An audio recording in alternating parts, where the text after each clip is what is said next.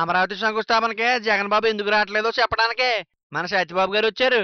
గురువు గారు ఎక్స్ప్లెనేషన్ ఏంటో చూద్దాం పదండి. ఏదైతే రాజధాని అనే పేరు చెప్పి శంకుస్థాపన అనే పేరు చెప్పి మీరు చేస్తున్న ఈ దోపరాన్ని కానీ ఈ దోపిడీకి కానీ దానికి వ్యతిరేకం మా పార్టీ విధానం అని చెప్తున్నాం. పెట్టుబడులు రావాలంటే ఆ మాత్రం ఖర్చులు పెట్టాలంటగా. ఈ రాష్ట్రాన్ని వచ్చి ఏ సింగపూర్కో తాకట్టు పెట్టి ఆ తాకట్టు దొరుకుతున్న ఒక సంబరానికి మమ్మల్ని అందరినీ సాక్షి సంతకాలు పెట్టడానికి వచ్చి మీరు రమ్మంటే రావడానికి మా పార్టీ విధానం కాదు అని చెప్పి మేము చెప్తున్నాం. అందరూ వెళ్తున్నారంట, మీరు వెళ్ళకపోతే ఏమైనా బ్యాడ్ అవుతారేమో చూసుకోండి. మేము వచ్చి పిలుస్తుంటే శుభకార్యం పిలిస్తే రాలేదన్నారు. ఏం ఇప్పుడు జ్ఞాపకం వచ్చిందా మీకు శుభకార్యం? భూమి పూజ చేసినప్పుడు ఎందుకు రాలేదు మీకు శుభకార్యం జ్ఞాపకం? అప్పుడు పిలవలేదు అన్నారనే ఇప్పుడు పిలిచారు, మీరేమో అప్పుడు ఎందుకు పిలవలేదు అంటున్నారు. బాగుంది మీ కదా.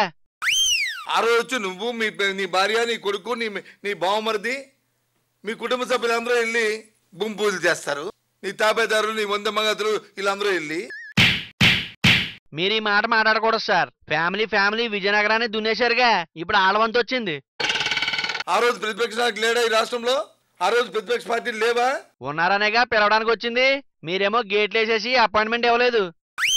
ఇదేం ప్రైవేట్ లిమిటెడ్ కంపెనీ కాదు, ఇది నా ఇష్టారాజ్యంగా చేస్తానంటే చూస్తూ ఊరుకోవడానికి. చూస్తా ఊరుకోక ఏం చేస్తారు సార్? 4 రోజులు దీక్ష చేస్తారు, అంతకంటే ఏం చేస్తారు చెప్పండి. మన పక్క రాష్ట్ర ముఖ్యమంత్రి గౌరవనీయులు మరి కేసీఆర్ దగ్గరికి మీరు వెళ్ళారు, సంతోషం, మాట్లాడారు. అవును వెళ్ళారు. కేసీఆర్ గారు కూడా బొకే ఇచ్చి మరీ వెల్కమ్ చెప్పారుగా. నేను ప్రజల తరఫున ఒకటి అడుగుతున్నాం. ఆ విషయాలు ఇవాళ పత్రికలో వచ్చాయి. కేసీఆర్ గారు చంద్రబాబు నాయుడు గారు 30 నిమిషాలు ఏకాంతంగా మాట్లాడుకున్నారని. అంటే చాలా రోజుల తర్వాత కలిసారుగా, పిచ్చాపాటి మాట్లాడుకుని ఉంటారు. ఏంటి ఏకాంతం? నీ మంత్రులు ఉన్నారు, నీతో వచ్చిన వాళ్ళు ఉన్నారు. వాళ్ళ రాష్ట్రంలో భాగస్వాములు, పరిపాలనలో భాగస్వాములు. పర్సనల్ గా చేయాల్సినవి కొన్ని ఉంటాయి కదా సార్, అడ్డుగా మంత్రులు ఎందుకు చెప్పండి, మీరు ఇలా అడగద్దు. నువ్వు వెళ్ళింది వచ్చి ఆహ్వాన పత్రిక ఇవ్వడానికి వెళ్ళావు.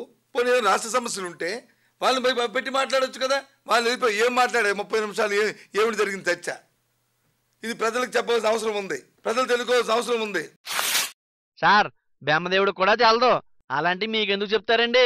అందరికి తెలిసిన విషయం అది. ఏదైతే నువ్వు అవినీతితో వచ్చి ఓటుకు నోటు కేసులు ఇరుక్కున్నావో, ఆ కేసీఆర్ ఏదైతే ప్రగల్భాలు పలికావో వాళ్ళు ఏం మాట్లాడుకున్నారో తెలదు, కానీ మీరు మాత్రం మొత్తం విన్నట్టే చెప్తున్నారుగా. వెళ్ళి ఇది చౌకగా పెట్టుకుని వెళ్ళి దేహి అనుకుని ఆ కాళ్ళు పట్టుకుని రాష్ట్రం తాలూగా పరువు మర్యాదల్ని తాకట్టు పెట్టడానికి వెళ్ళింది కాదా? కానప్పుడు ఎందుకు మంత్రులు దూరంగా పెట్టావు? దగ్గరుండి చూసినట్టే మాట్లాడుతున్నారుగా, అందుకే మిమ్మల్ని సుత్తిబాబు సారీ సత్యబాబు అన్నారు. ఇది ఎలాగుందంటే దొంగ పోలీసు ఇద్దరు కూర్చొని మాట్లాడుకుని ఇద్దరు కూడా సెటిల్మెంట్లు చేసుకునే పరిస్థితి లాగా ఉంది. అయిపోయి దొంగ పోలీసు కాదు ఇది. అలా సెటిల్మెంట్ అయిపోయింది అంటారా?